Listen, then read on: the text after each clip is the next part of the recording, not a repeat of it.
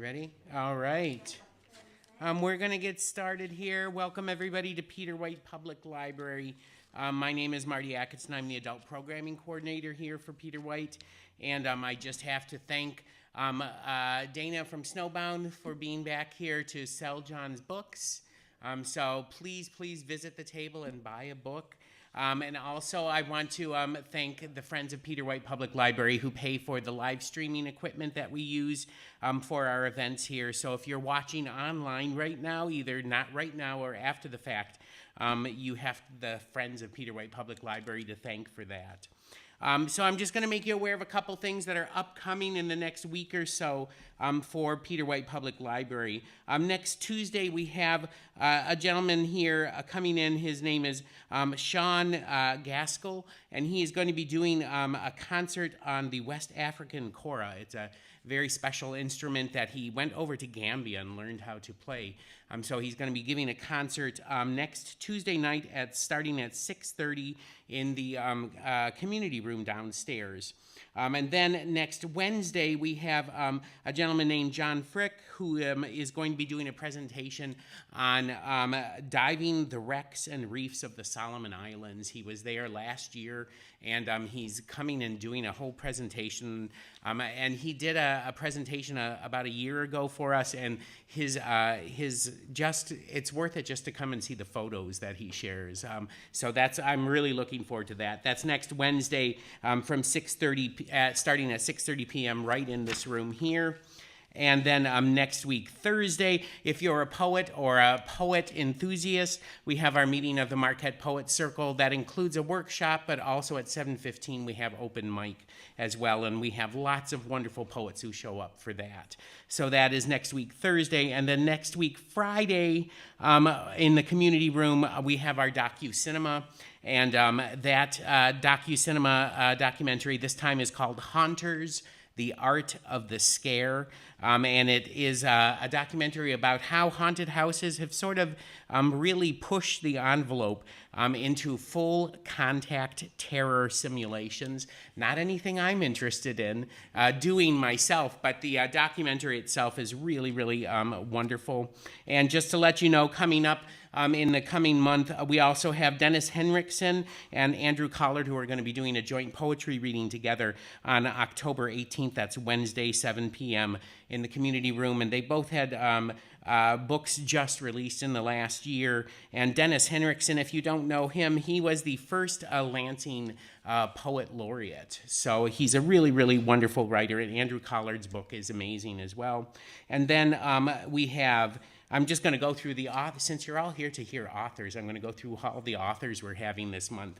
On October 23rd, we are going to have, as part of our Banned Books community conversation, we have Alex Gino, who's going to be doing a virtual reading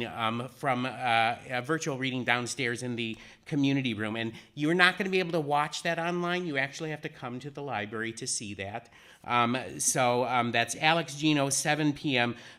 They wrote the book Melissa, which since its publication in 2015 has ended up on the banned books list since every year since that. So yeah, we should give Alex a hand. It's a really wonderful book, and it's I love Alex's website because the only thing that he says on it is, all I ask is that you be kind. So Alex is a wonderful, wonderful writer, and will be here virtually on October 23rd. And then last but not least, on October 25th, we will have Tyler Tischler, who is going to be doing a presentation here in the Shiras room. And he just published a book called Gothic Grooms and Spectre Brides, which is all about Gothic horror. So Tyler's going to be here to do a presentation on that. So lots of great things coming up. And if you're a horror movie fan, I will do one more plug. We have a Carnival of Horrors on October 28th, which is a Saturday. It's an all-day-long horror film festival. So it's going to be Beetlejuice, Poltergeist, and what is the other film that we're... Beetlejuice, Poltergeist, and the original Scream. So lots of really great things coming up. But I'm here to introduce the gentleman of the hour tonight, and that is John Smolens. John and I've known John over 30 years now. Wow. Close to 30 years, yeah. When you're with John, time really flies and doesn't mean anything. So anyway, so John Smolens has published, I want to say, now correct me if I'm wrong, 12 novels? This will be your 12th, right? The Cold Hard Prayer. 12 novels, one short story collection. His novel Wolf's Mouth, released in 2016, was selected as a Michigan Notable Book. Day of Days, which was I think the next book that you published, was also a Michigan Notable Book. John has released a new novel, if I did the math correctly, on average of every 2 or 3 years, which is kind of an astounding output. He is a professor emeritus from Northern Michigan University. He was the first director of the English department's MFA program at Northern, and he was also a Peter White Scholar. And in November of 2010, he was chosen as the Michigan Library Association Michigan Notable Author of the Year Award. So pretty amazing. Those are just facts about John. But what you need to know about John, and I'm sure most of you know this, is that John is a great friend to everybody. The kindest person you'll ever want to know. And every time I call him up and say, "Hey, John, can you do this for me?" he never says no. So that's the kind of guy he is. So please give a great big Peter White Public Library welcome to John Smolens.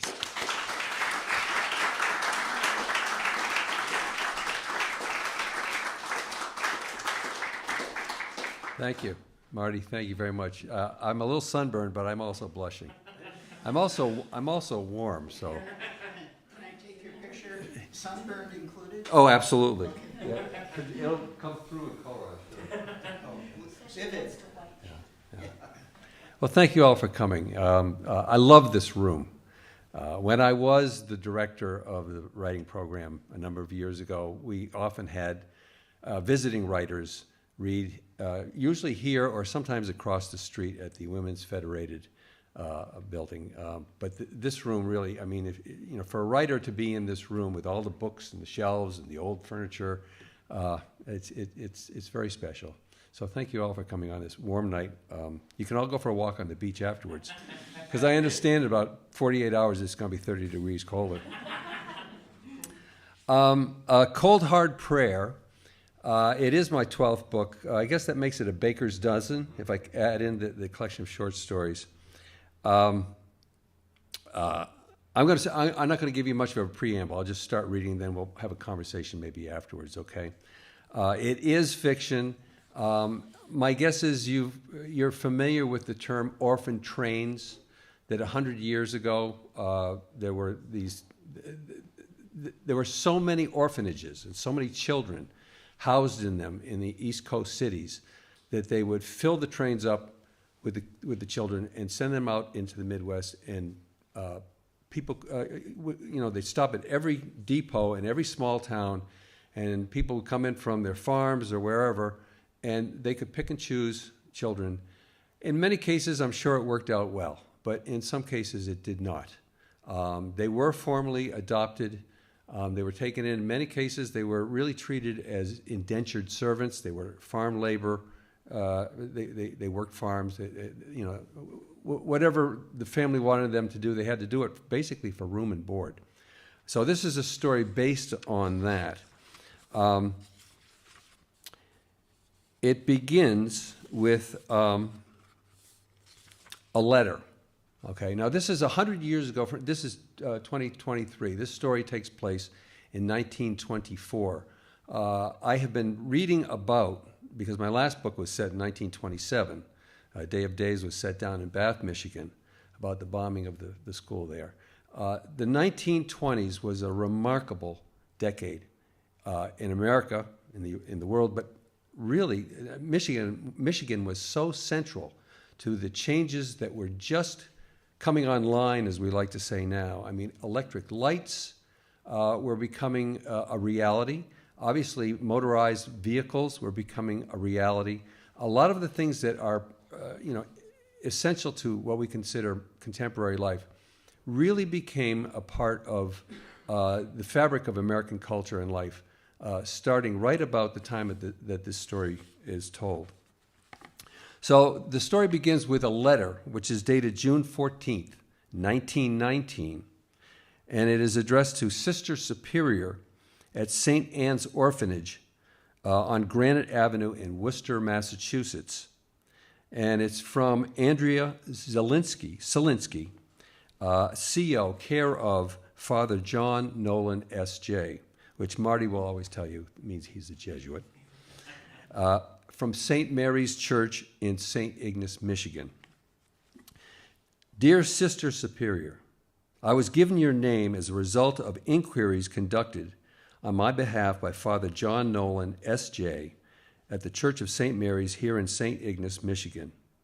In parentheses, Father Nolan is assisting me with the composition of this letter.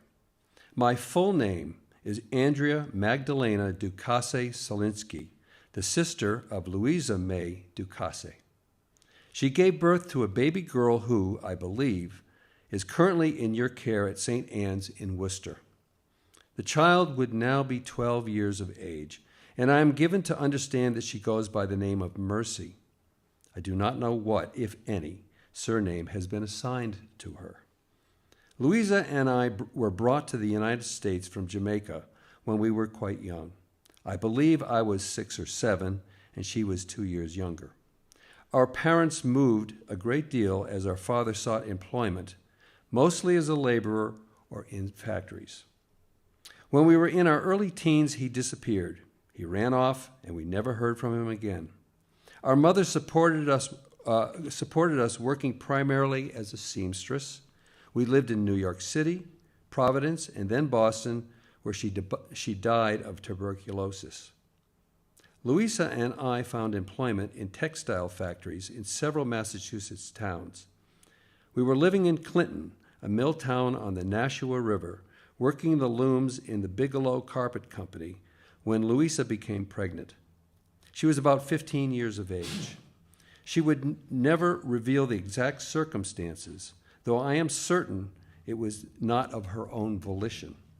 She never mentioned the father's name, but I am quite sure it was a man who worked as a laborer named Henri Boussard, who had come down to New England from Quebec province. During the last months of her pregnancy, Louisa resided in a home for unwed mothers in Framingham, which was sponsored by the Boston Archdiocese. As soon as she delivered her baby girl, the child was taken and placed in St. Anne's Orphanage. Louisa recalled that the nuns commented on the child's mixed heritage. Just before they left Louisa's bedside, they said they would call the child Mercy, as though such information would sufficiently assuage any doubts my sister might have about giving up the infant. If at the time my sister had consented to giving the baby away, she was, in retrospect, plagued by deep regrets. In subsequent years, Louisa and I moved numerous times looking for employment and a tolerable place to live. We continued west, living for a time in Rochester, New York, and then eventually arriving in Detroit and then Lansing, Michigan. At this point, we were in our 20s and we found work in one of the new Ford Motor Company manufacturing plants. The rigors of factory work precipitated a decline in Louisa's health, and like our mother, her constitution was susceptible to tuberculosis, complicated by other ailments. In 1914, I accepted the sacrament of holy matrimony, and Louisa lived with my husband and me until she passed away October 4th of that year. I nursed her during the final stages of her illness, and though she was prepared to enter into the care of our Lord, she was increasingly distraught over the fate of her child, Mercy. Louisa's last wish, her most pressing request, was that after her passing, I would locate her daughter and make arrangements to take her into our home. My husband, Raymond Zielinski, and I, who unfortunately have not yet been blessed with children of our own, were more than willing to fulfill Louisa's desires. Father John Nolan has helped me discover that Mercy most likely has never been adopted and is currently residing in St. Anne's Orphanage. Raymond and I wish to begin whatever proceedings are necessary that would allow us to bring her to live with us here in Michigan. In parentheses, we have since moved from Lansing to St. Ignace in Michigan's Upper Peninsula, where Raymond is a cook in the kitchen at the Grand Hotel on Mackinac Island during the summer season, and the rest of the year he works on fishing and transport vessels that operate on the Great Lakes. I wish to inquire after Mercy's health and trust that you might help us bring my sister's daughter home, where she will be loved and live in the presence of our Father. Yours in Christ, Andrea Solinsky. So that's the letter, and I'm going to quickly open this bottle of water. Thank you for thinking of that.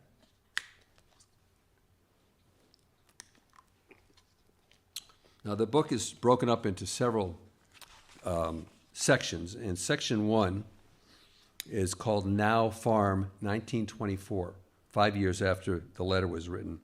Now is spelled N-A-U.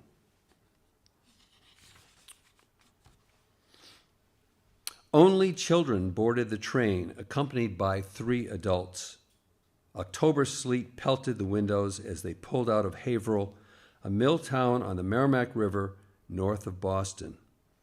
More children were put on the train in Worcester and Holyoke, dozens of them, orphans ranging in age from 9 to their late teens. For some, it was the first time they'd ever ridden on a train.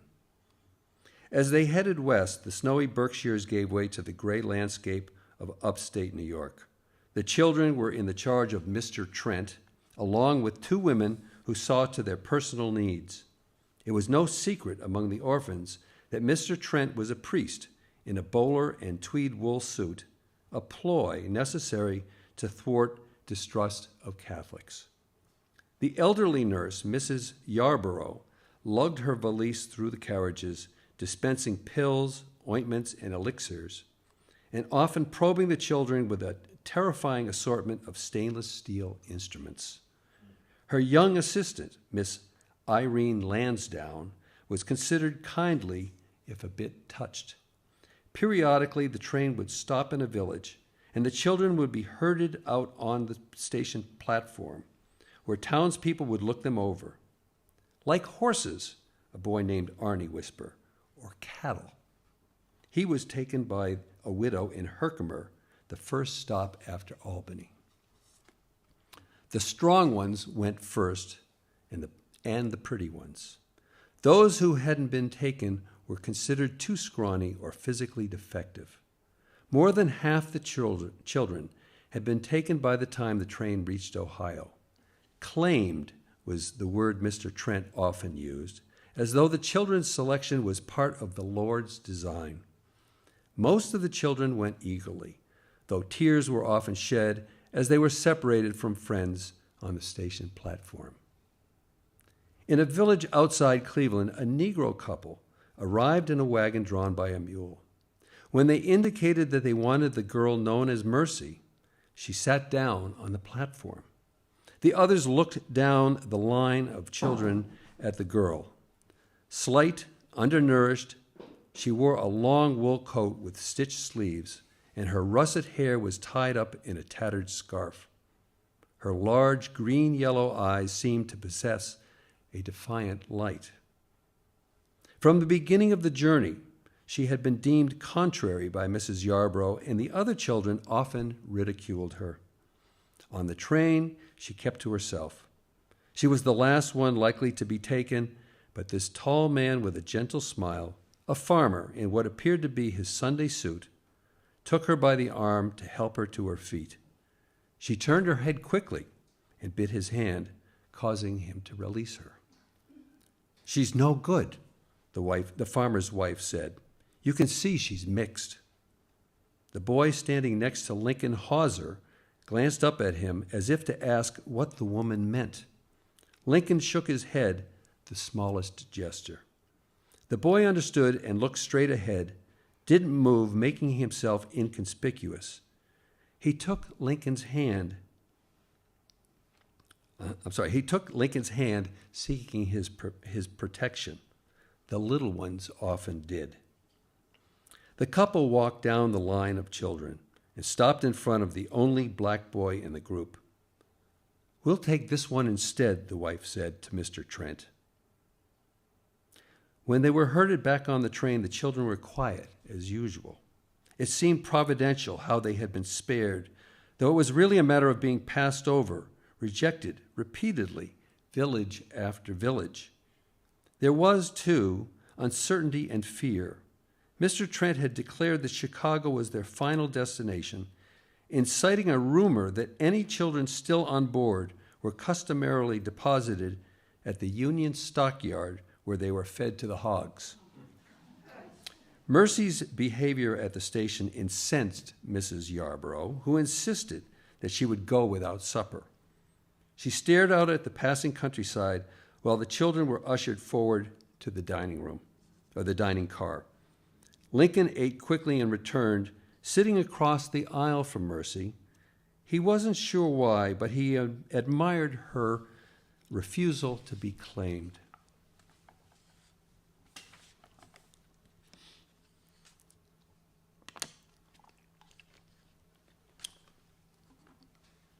"Why wouldn't you go with them?"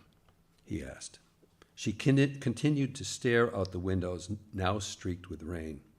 "Mr. Trent and the nurse," he said, "they think you're defying God's will." She turned her head, her eyes hard on him now, as if to say, "Why are you even speaking to me?" "Divine providence and all that." He looked over his shoulder to be sure no one was entering the carriage, and then took the napkin from the left pocket of his coat and held it out to her. "What's this?" she said. "Dinner." She stared at the folded napkin in his hand, then reluctantly reached across the aisle. "I know why you keep your other hand in your pocket," she said. "What happened?" "An accident." "Divine providence?" No smile. Her eyes might even have been accusing, the way they bore into him. "You could have gone with them," he said. "Just because I'm not white?" They looked like good people. "No," she said. "This is Ohio." "So?" "Michigan. It's where I'm going." "God's will?" he said. "No." For the briefest moment, there was a hint of a smile, she said, and she said, "Mine." She unfolded the napkin and examined the chicken leg, the slice of bread, and a small wedge of cheese. When she looked up at him again, her eyes seemed less guarded. "Do you dream?" she asked. "I suppose so. Why?" "What do you dream about?" I'm not sure. I usually forget them when I wake up. Don't you?" "No," she said, "though I wish I could." She picked up the chicken leg from the napkin. "Maybe it's because there is no difference between dreams and being awake." She looked up the aisle toward the front of the carriage.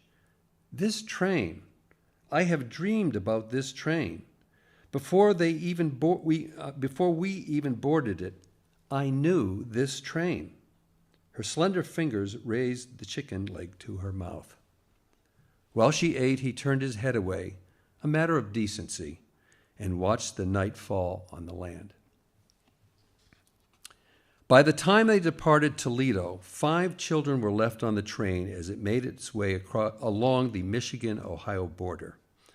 Smaller crowds gathered at the railroad depots, as though instinctively they knew that what children remained would not be worth the effort of a trip to town.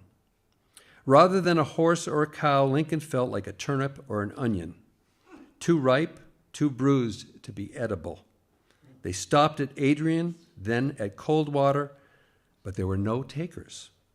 In a village called Otter Creek, the children lined up on the platform, facing just one couple. Mr. Trent addressed them cordially as Mr. and Mrs. Harlan Now. Harlan Now held his wife's arm in courtly fashion as they walked down the row of 5 children. His crushed fedora hat seemed to mimic his sunken cheeks, and his jaw didn't line up properly with the rest of his face. She was a good foot shorter and much heavier than her husband. Mrs. Now inspected each child with a severe, dismissive eye. They stopped in front of Mercy. The woman seemed to be holding her breath as though she feared contagion. "Will you look at that skin?" she muttered in disgust. "And those eyes." "Mixed blood, no doubt," her husband said. "How old is she?" "We figure 17, Mr. Trent said. "You got a name?" At the orphanage in Worcester, the nuns often gave children their names. There were boys named Peter, Paul, and Ignatius. Girls were named for Joan of Arc and St. Chiara, and too many were named Mary. The nuns' thoughts gravitated toward virtues, which led to girls named Prudence, Felicity, and Submit. Many had no last names. She knew her mother's last name, but she couldn't let on that she knew it was her secret. "My name," she said, "is Mercy." "Mercy indeed," the wife said. "Awful scrawny, underfed, and probably sickly from that foul air back in them cities with all those factories." She shook her head as she turned to study Lincoln. "This one looks strong. Where are you from?" "Haverhill, Massachusetts." "Never heard of it," Mrs. Now said. "What's wrong with him? How come he ain't already been taken?" Though she didn't look around, her question was directed toward Mr. Trent, who had followed behind the couple like an usher. Mr. Trent nodded, but Lincoln didn't move. Nurse Yarborough hissed, "Show them." When he still didn't move, she said, "This is the last stop before Chicago, Rope." Lincoln removed his right hand from the pocket of his corduroy coat. The woman gasped. "What happened to your fingers?" her husband said. "I worked in a shoe factory in Haverhill. A machine that stamps out leather took them." "You can see he's strong," Mr. Trent offered. "Going on 17, and he's got the might of these 3 other boys." "Ain't got nothing but a thumb and stubby things on that hand," the woman said. She considered the other 3 boys. "I don't know, Harlan. These others are all the runts of the litter." "Right you are, dearest. Best we wait until another train comes through." "That likely won't be until spring," Mr. Trent advised. "Sure could use some help before winter sets in," Harlan now said. "Come, Estelle." He began to steer his wife away until Miss Lansdowne stepped out from behind Mrs. Yarborough. "Pardon, but you might reconsider if you knew that Mercy here can sew real good. And cook, she has a real way with pie crust. And Rope, like Mr. Trent said, he's strong but mild in nature." Mrs. Yarborough took this imposition as a front, which was nothing new. She often reprimanded Miss Lansdowne for speaking out of turn. "Both of them," Harlan said. Mr. Trent cleared his throat. Lincoln knew what was coming. He had heard it in all its variations since leaving Massachusetts.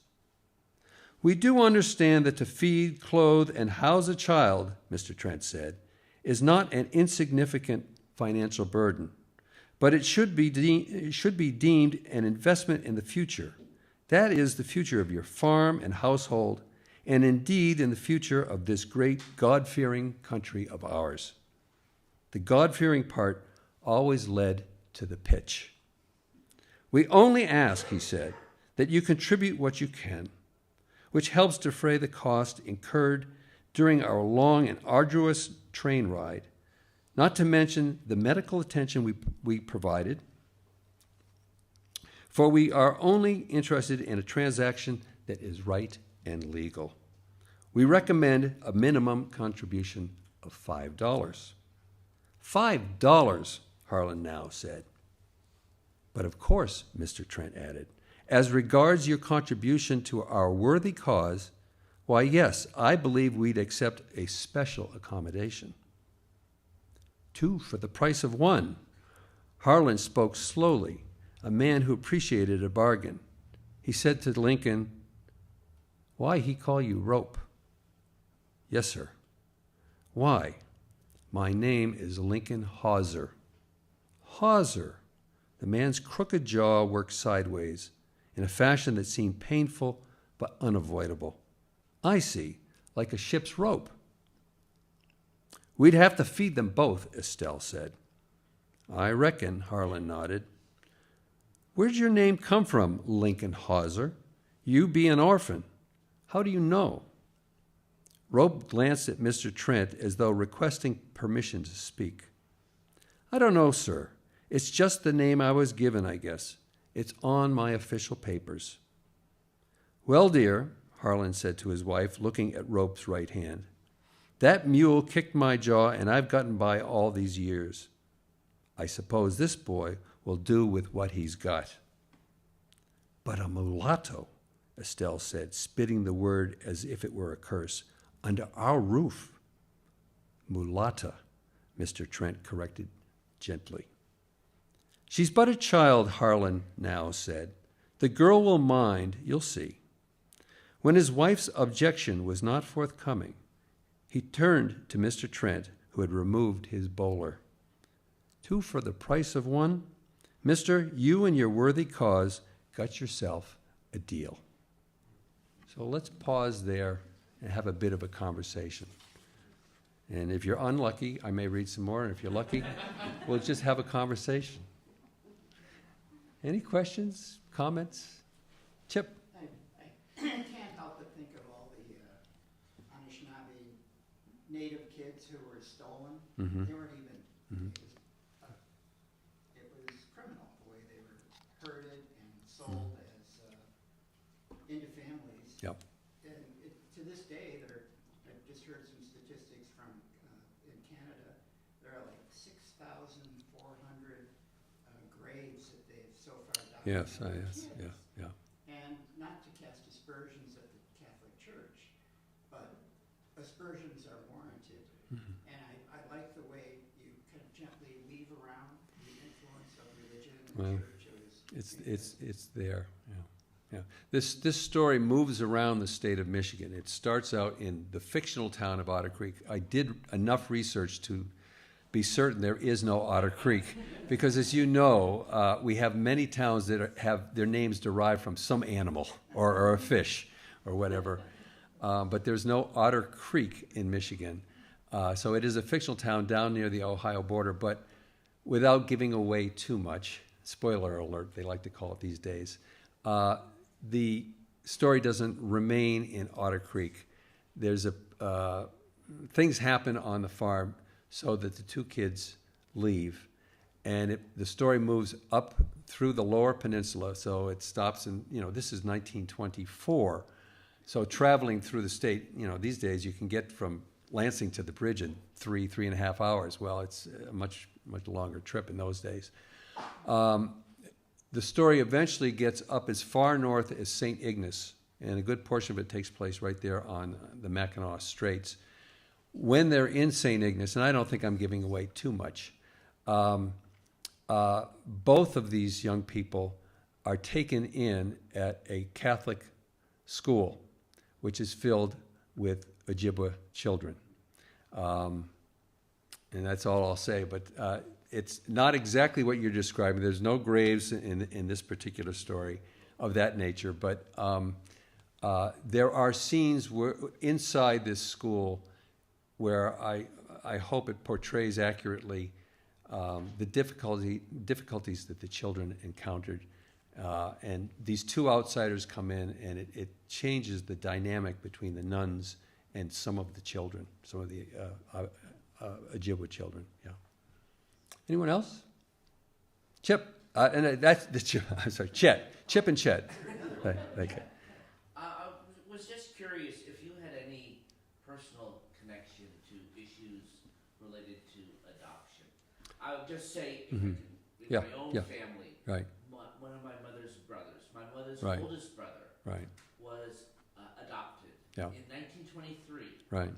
and we do not know any of the story Mhm. or the heritage behind that. Yeah. It was for that family in America, that was North Carolina, it was something that you never, ever would talk about. because it was considered to be a great shame. Right, And right. a secret. Right. It was as much of a taboo as anything. So I'm just curious if there's something you became interested in issues associated with adoption. Yeah. In my family, no, there has not been anything of that nature. People, a very common question is, how did you come by this story? And quite frankly, I don't know.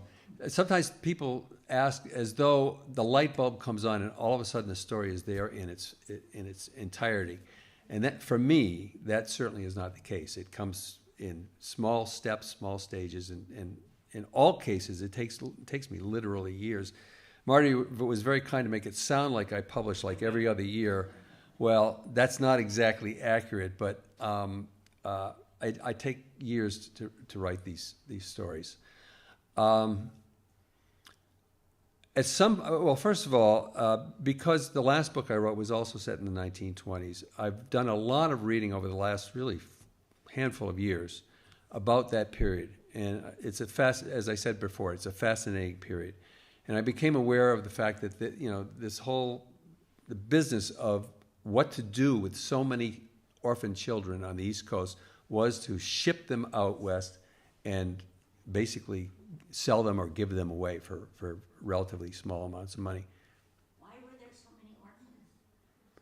Well, that's a very good question, because born out of wedlock or just not wanted by people. But even here in Marquette, now I think it's condominiums or apartments, but there was a quite large building on the south side, which was an orphanage. I mean, in cities, I grew up in the Boston area, and in virtually all the towns around Greater Boston, there were orphanages, and they weren't a few dozen. In many cases, there would be 100 or more children in one building. We could have a long conversation about the sociological differences between a century ago and now. But the fact is there were a lot of children who did not have families, and the only way they could survive, other than living on the street, and we also know that, particularly in cities, kids lived on the street, in gangs in most cases, and it was a remarkably difficult arrangement for them. But the children were there, and at the time, this was often thought of as being the humane solution, was to send them out to the West and give them another chance with, a family would take them in. So somehow this idea appealed to me as something to explore. I'm often drawn to stories. I rely on geography a lot. My wife Ellen lives in Haverhill, Massachusetts. I lived in Haverhill, Massachusetts back when I was 20 years old and in college. Okay, this is a mill town 30 miles north of Boston. If you're in Haverhill, there's a big river. The Merrimack River runs through it. It is lined with enormous factory buildings. Now, 100 years ago, Haverhill was the shoe-making capital of the world. That's where they manufacture them. Now, I don't think they make a slipper in the city. And all those buildings, for the most part, are condominiums, apartments, studios, and some commercial space. Or they're just closed up still. But somehow, once I realized, that these orphan trades were a very common occurrence, as a storyteller, I wanted to follow the children from a place I know, Haverhill, Massachusetts, to a place I know, Michigan, and see what happened. But I don't personally have, in my family, don't have a situation where I'm thinking of that. No. Chet, by the way, is a historian at NMU, if you don't know. So I'm trying to dodge his yeah. Ellen. Well, I wonder, I've never thought about this, but in terms of the numbers of children, could it be related, so to speak, to the baby boomers of post-World War II? This would have been Post-World War I. Yeah, This is, No, but yeah. I mean, the children are, you know, I think maybe, but I think I don't know. Baby, Yeah. there was no birth control. There was a lot of disease. Oh, okay. Parents died. Yes. The economy was not very good. Yeah. Well, in the 20s it was okay, but then it was getting worse. Yeah. Yeah. And so, you know, you had a big family, but what do you do with all those kids? You can't Yeah. support them. The mother dies, the Yeah. father dies, Yeah. and, you know, it was just a really Yeah. very Yeah. difficult and Yeah. different time. Children were farmed out, even from families where the parents were together. If they had too many, sometimes they'd send them to uncle so and so so forth. That's This what happened with my family. Yeah. My grandmother ended up, with like 5 kids from Chicago every summer because the parents couldn't take care Right, of them. right. Okay, we've got a hand here and then here. Yeah. I've studied quite a bit about orphanages. Yeah. And, I mean, I think, first of all, you have to remember there was no birth control. Yeah. And so, a lot of the children, not the ones on the orphan train, but a lot of children in orphanages were not really orphans. They were extra kids that families couldn't. Right. didn't Yes, have money yes. to feed. And that was true in Marquette. Right. My hometown had an orphanage with 800 kids in Yeah. during the Depression. Yeah. The next decade. Right. But I don't know how many were there in the 20s. Yeah. But I think a lot of it was a combination of no birth control and poverty. Right. Let me just, Krista, in a moment, I'll just, and I'm not giving too much away, but the reason that Lincoln Hauser knows his full name is his father takes him to the orphanage, and he has a very vague memory as a very small boy of his father visiting him once, and he suspects, though he's not certain, that his father was a sailor, because for a few instances, like at the holidays, he received a package with a small gift from some foreign place, Constantinople and places like that. So he assumes his father was a sailor, which, as the story progresses, helps him determine who he is. He identifies with the water and sailing. Krista? Another thing which may have led to the number of orphans at this time Mhm. was the flu epidemic of Absolutely. Yes. and how many adults. Yes. In fact, that brings to mind what you would find out if I were to read chapter 2, which mercifully I'm not going to. In chapter 2, you learn that the couple, Harlan and Estelle, had 2 children, a boy and girl, both of whom they lost in the flu epidemic. And there's another character, main character in the story, whose wife, who was pregnant, died while she was pregnant. Because, between World War I and the flu epidemic, it had a great effect on many, many people. In my family, my father was born in 1919. I picked that year simply because it helped me to kind of anchor on the time period. And there was a child in his family that was lost before he was born, as I recall. Yeah. Someone else? Chip again, and then go ahead. I yield too. Okay. I have another question about your creative process. Speaking of this book, for example, I mean, do you write in a chronologically linear way, or do you start with something in the middle? Or? Well, that's a good question, and there's no one answer to it. I just hope I can get some words on the page, and some days nothing happens, and some days a little happens. Usually, I work in a chronological fashion, particularly in the first draft. And when I get to the end or close to the end, I realize that it's an absolute mess. And I think of it as like sifting flour. I will go back and I will go through the draft from start to finish, over and over again, and I'll start to move parts around. I'll realize that it doesn't necessarily the story does not have to be I'll go this way for you, in chronological order, okay? That in fact it can, I'll give you an example. The letter at the beginning, in an earlier draft, it is several chapters in because it's in the possession of Mercy, okay? And I won't tell you how, but she obtained this letter without the knowledge of the nuns. So she knows that there's this aunt who lives in the northern part of Michigan, okay? So yes, I usually go chronologically, but then I will shuffle the cards, if you will. To go back to way back in the old days, before computers, when I was a young guy trying to write my first stories, I can remember writing them on the old Olympia manual typewriter, and I would type up a draft and I would tape them on the wall, 15, 20 pages. And I'd look it over, and then I'd start to move the pages around. Now, we can do this so much easier today with cut and paste.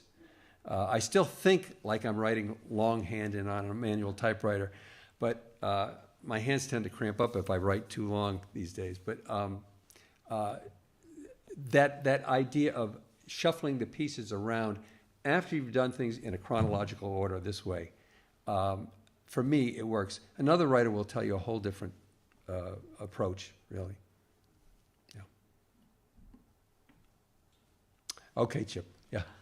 Just what was the attitude of the federal government back at the end of the war towards this incredible?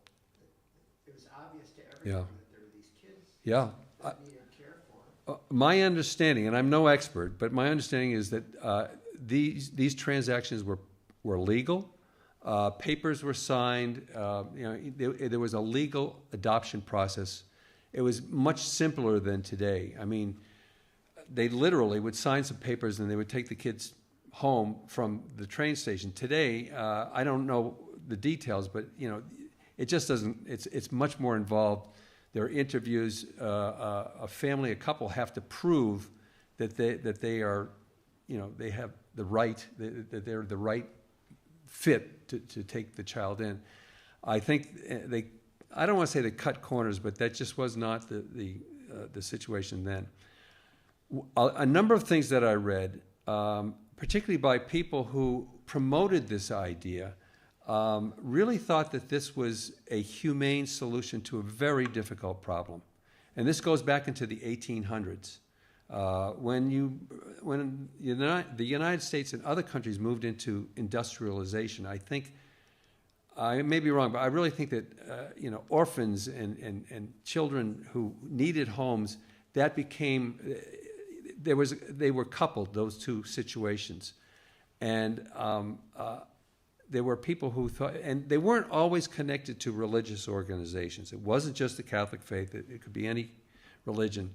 But in many cases, it was, and they were considered to be progressive thinkers at the time. Yeah. How long did this Joel. practice go on for? When did it stop? That I don't know, but I'm guessing the orphan trains probably petered out. Certainly before World War II would make sense to me. If once you get into the Depression years, the 1930s, my guess is that a lot of things in the social fabric of this country changed. And I wouldn't be surprised if you did the research, which I haven't, that this kind of movement of orphans dissipated. It probably didn't disappear, but it was not nearly the volume or the numbers that existed in previous years and decades. Dana? You've done several historical novels. Mm-hmm. Do you think you're going to stick with historical novels, or do you think you'll do something contemporary? Well, probably historical. The older I get, the more I appreciate. I read a fair amount of history, and I appreciate the fact that there are so many interests. When I read history, stories just leap out at me.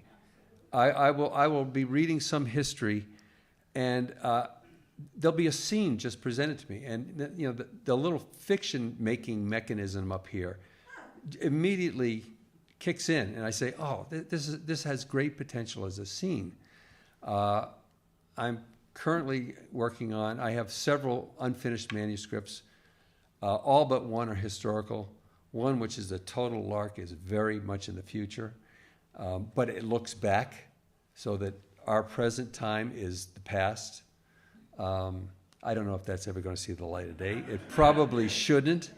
But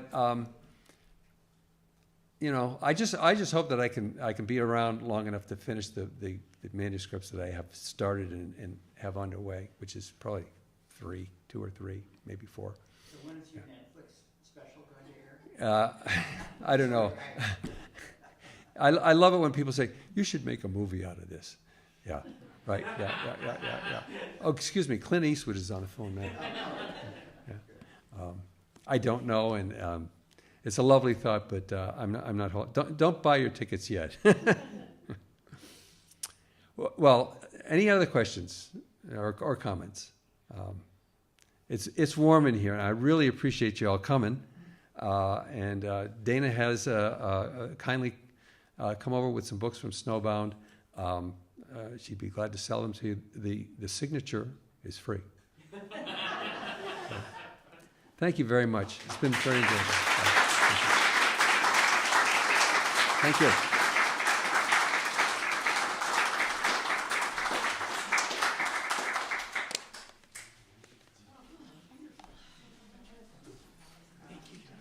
Thanks, Marty. I gotta go get my copy of it. Okay. All right. Wonderful. Thank you.